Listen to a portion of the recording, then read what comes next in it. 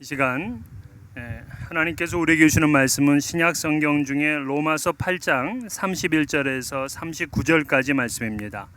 신약 성경 250면에 있는 로마서 8장 31절에서 39절, 이 계시의 말씀을 봉독할 때 살아계신 하나님의 음성을 들을 수 있기를 바랍니다. 그런즉 이 일에 대하여 우리가 무슨 말하리요? 만일 하나님이 우리를 위하시면 누가 우리를 대적하리요? 자기 아들을 아끼지 아니하시고 우리 모든 사람을 위하여 내주시니가 어찌 그 아들과 함께 모든 것을 우리에게 주시지 아니하겠느냐? 누가 능히 하나님께서 택하신 자들을 고발하리요? 의롭다 하신 이는 하나님이시니 누가 정죄하리요? 죽으실 뿐 아니라 다시 살아나신 이는 그리스도 예수시니 그는 하나님 우편에 계신 자요 우리를 위하여 간구하시는 자시니라. 누가 우리를 그리스도의 사랑에서 끊으리요? 환난이나 공고나 박해나 기근이나 적신이나 위험이나 칼이랴. 기록된 바 우리가 종일 주를 위하여 죽임을 당하게 되며 도살당할 양같이 여김을 받았나이다 함과 같으니라. 그러나 이 모든 일에 우리를 사랑하신 이로 말미암아 우리가 넉넉히 이기느니라. 내가 확신하노니 사망이나 생명이나 천사들이나 권세자들이나 장래일이나 현재일이나 장래일이나 능력이나 높음이나 깊음이나 다른 어떤 피조물이라도 우리를 우리 주 그리스도 예수 안에 있는 하나님의 사랑에서 끊을 수 없으리라. 아멘. 오늘 우리가 난생 처음으로 이렇게 주차장에서 예배를 드리게 됐습니다. 오늘 여러 가지 복잡한 상황이지만 그런 가운데서 성령께서 이 시간 운행하신다는 것을 믿고 하나님 말씀 경청하시기를 바랍니다. 지난달 25일 미네소타에서 경찰의 과잉 진압으로 인해서 이 조지 플로이드가 사망을 했습니다. 이 사망 사건이 경찰관 2급 살인으로 기소가 되었고 인종차별에 대한 폭동으로 이어졌습니다. 이 시위와 폭동이 수많은 상점들에 대한 약탈과 방화로 나타나게 되었는데 우리가 살고 있는 이 시카고 한인들에게도 엄청난 피해를 주었습니다. 우리 장로님 중에 한 분도 완전히 그 가게가 폐허가 되고 말았습니다.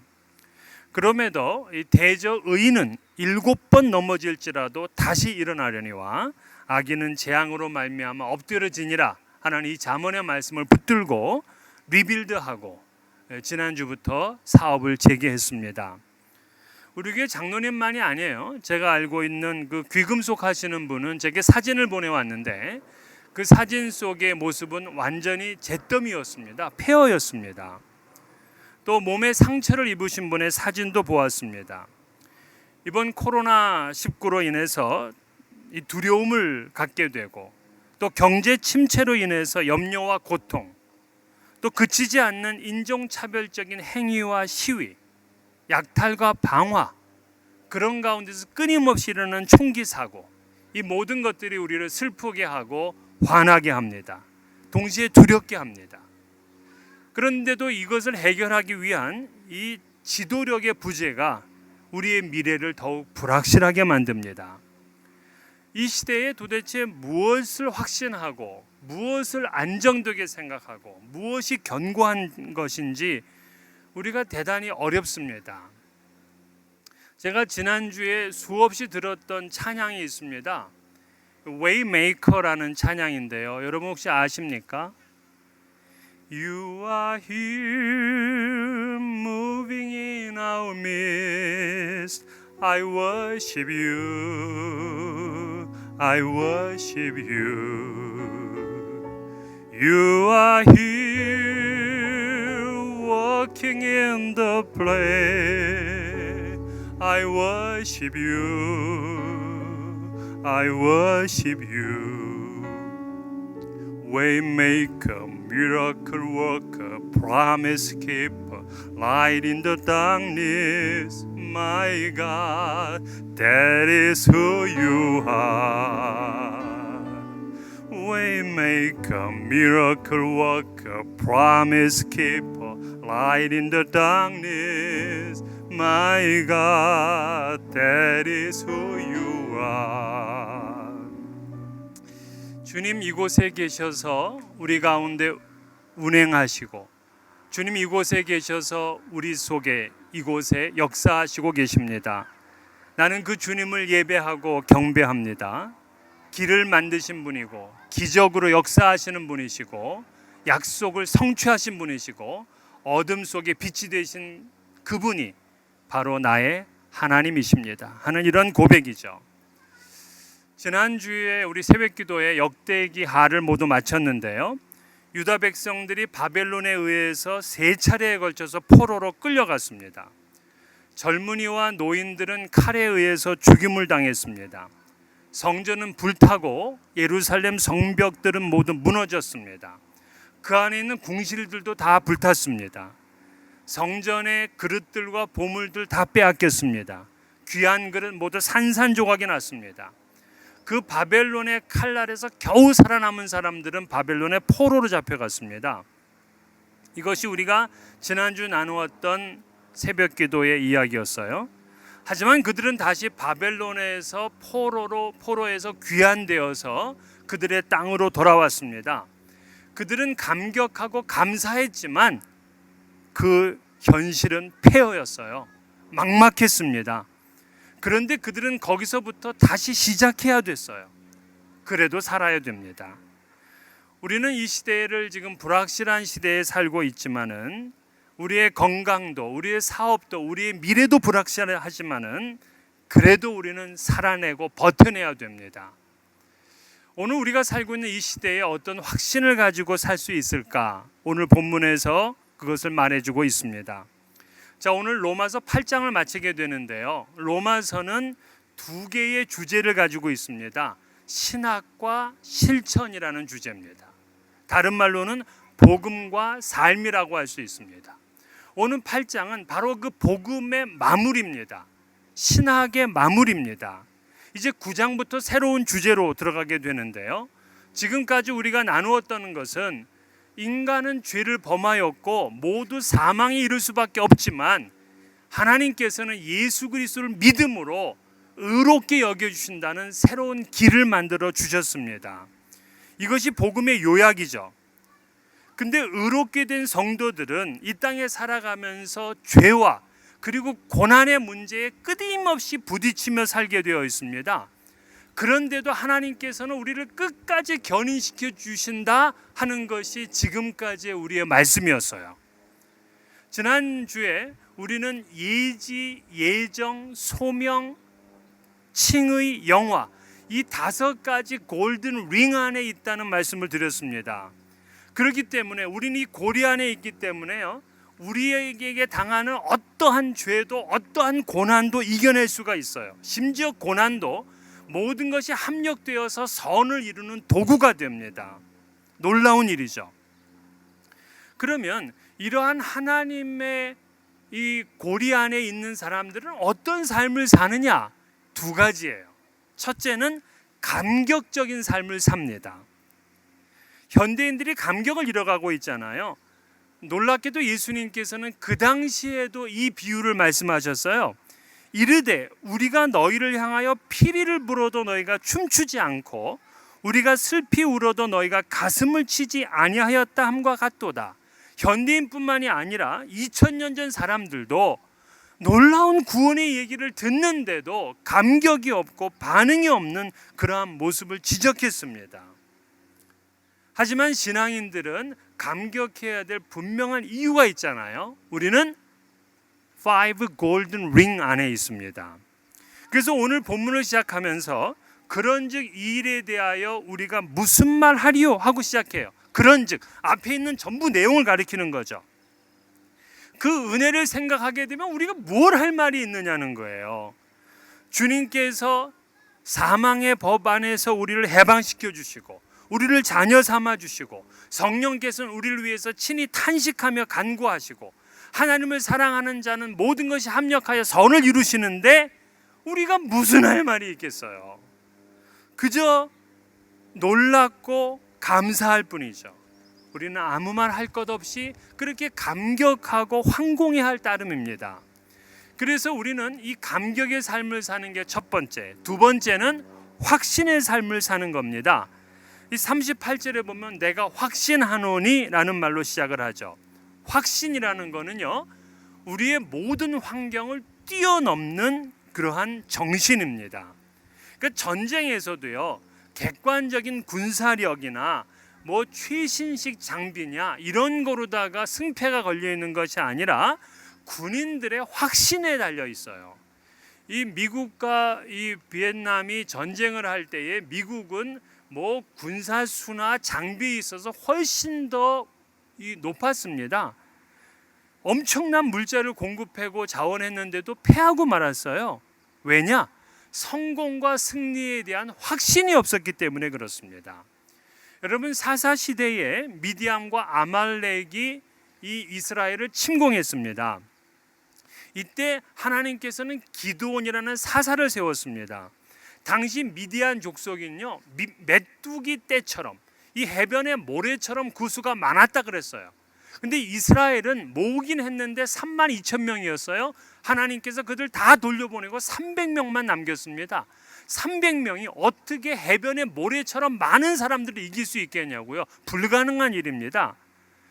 그런데 이 기드온이 몰래 그 적진을 정탐하러 갔는데 한 미디안 군사가 꿈 얘기를 하는 거예요. 보리떡 한 덩이가 미디안 이 진영으로 굴러 들어와 가지고서 그 진영들을 전부 다 무너뜨렸다는 겁니다.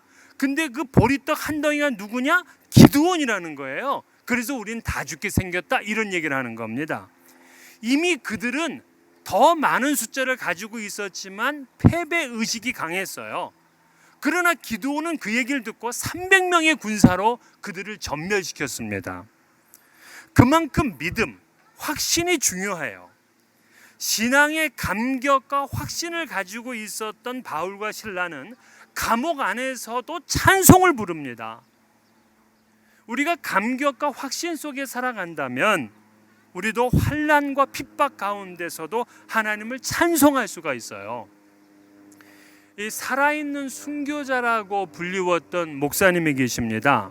지금은 이 돌아가신 루마니아 목사님이시죠. 리차드 범브란트 목사님. 하나님의 지하운동이라는 유명한 책을 쓰신 분이십니다. 그는 루마니아 공산 정권 치하에서도 이 계속해서 복음을 전하고 신앙의 절개를 지키다가 투옥됐어요. 14년 동안 감옥 생활을 하면서 이 빨갛게 달군 쇠꼬챙이로다가 그의 몸에 18개나 구멍이 뚫렸습니다. 자신의 몸에 12군데가 칼로 도려지는 고통을 당했습니다. 척추뼈 4개가 다치고요, 여러 곳의 뼈가 분질러졌습니다.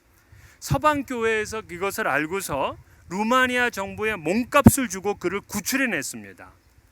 근데 이 범브란트 목사님은 공산 세계에 있을 때보다도 이 서방 세계에 나와서 더 큰 고통을 받는다 그래요. 이 공산 치하의 성도들은 머리 둘 곳 없는 고통을 받고 있었지만 미지근한 신앙을 가진 사람은 한 사람도 없었다는 거예요. 그러면서 그는 감옥 안의 신앙이 그립다는 거예요. 영적으로 뜨거운 공산 치하의 성도들에 비해서 영적으로 죽어있는 서방 세계의 교회의 모습이 구역질 날 정도다, 그렇게 말하겠습니다. 마치 라오디게아 교회처럼 맥 빠진 찬송, 아멘 없는 기도로 일관된 이 미지근한 신앙 때문에 자기는 더 큰 고통을 받고 있다, 이렇게 얘기를 했어요. 그러니까 감격과 확신이 없이 살아가는 이 신앙인들을 신랄하게 비판한 겁니다. 여러분, 신앙인은 감격과 확신 가운데 살아요. 그런데 사실 우리가 이 시대를 살아가면서 무엇을 확신할 수 있겠습니까? 무엇을 확신할 수 있겠습니까? 사람이 죽는다는 것 외에는 사실 확신할 수 있는 게 하나도 없어요. 뭐 사업이 잘 된다고 하더라도 어느 날 폐허가 돼버리는데요. 공부를 잘한다고 하는데 어느 날 우울증이 걸려가지고 자기 방에만 처박혀 있습니다. 건강하다고 하는데 의사 진단 받고는 다 죽은 사람처럼 돼버려요. 우리는 뭐 1년 뒤에 계획을 세우고 5년, 10년 뭐 중장기 계획을 세우지만 사실은 며칠 뒤에, 몇 시간 뒤에 어떤 일이 일어날지 우리는 확신할 수가 없는 사람들이에요. 그래서 이 갈브레이드 교수는 이미 세계를 불확실성의 시대다, 이렇게 정의를 했잖아요. 이 말은 어느 것이든지 연속적이고 영속적인 것은 없다는 뜻입니다.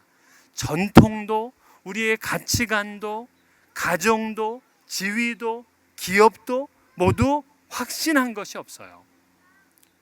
그럼에도 불구하고 하나님의 그 은혜의 고리 안에 있는 성도들은 어떤 확신을 가지고 살아갈 수 있습니까? 즉 어떤 것도 변하지 않고 안정적이고 영속적이고 견고한 그것은 무엇입니까? 그걸 오늘 성경은 말해주고 있어요. 자, 우리가 생명이 있다고 영원히 확신할 수 있는 것 세 가지. 첫 번째, 하나님께서 우리 편이 되신다는 확신입니다. 31절 하반절에 하나님이 우리를 위하시면 누가 우리를 대적하리요? If God is for us, who can be against us? 하나님이 우리 편이 되어주시면 우리를 대적할 세력이 없음을 확신하고 있어요. 구약 성경에서 선지자들을 통한 하나님의 준엄한 선포가 있습니다. 그 말씀 중에 이런 말씀이 있어요. 나 여호와가 말하노라 내가 너를 대적하노라. 하나님께서 불순종하고 우상 숭배하는 이스라엘이나 거짓 목자나 거짓 선지자를 향해서 이렇게 무시무시한 말씀을 했어요. 하나님이 대적하시면 누가 설 수 있겠습니까? 그러나 하나님의 은혜의 고리 안에 있는 성도들은 하나님께서 우리 편이 되어주셔. 하나님이 우리를 위해 계신 거예요. 그래서 33절에 누가 능히 하나님께서 택하신 자들을 고발하리요? 의롭다 하신 이는 하나님이시니라 그랬어요. 하나님이 의롭다 정하셨으니 고발할 사람이 없어요. 고발해도 모두 기각당하게 되어 있습니다. 원래 마귀는요, 계시록에 보게 되면 그는 형제들을 참소하는 자라 그랬어요. 하나님 앞에서 밤낮 참소한대요. 그러니까 마귀는 우리의 약점, 우리의 죄, 우리의 허물, 우리의 실수, 이것을 밤낮 없이 하나님 앞에 참소합니다. 그러나 모두 다 기각돼요. 성도들에 대한 어떠한 고소도 그들은 실패하고 맙니다. 왜 그러느냐? 하나님께서 우리의 재판장이 되시거든요. 야고보서 4장 12절 입법자와 재판관은 오직 한 분이시니 능히 구원하시기도 하시며 멸하기도 하시느니라. 하나님께서 법을 만드시고 또한 그분이 재판하시기 때문에 칭의받은 사람에 대한 마귀의 모든 고소는 무력하게 됩니다. 또 우리가 승리할 수 있는 이유를 오늘 성경은 말하는데 그리스도께서 하나님 우편에서 우리를 위해서 간구하고 계신다는 거예요.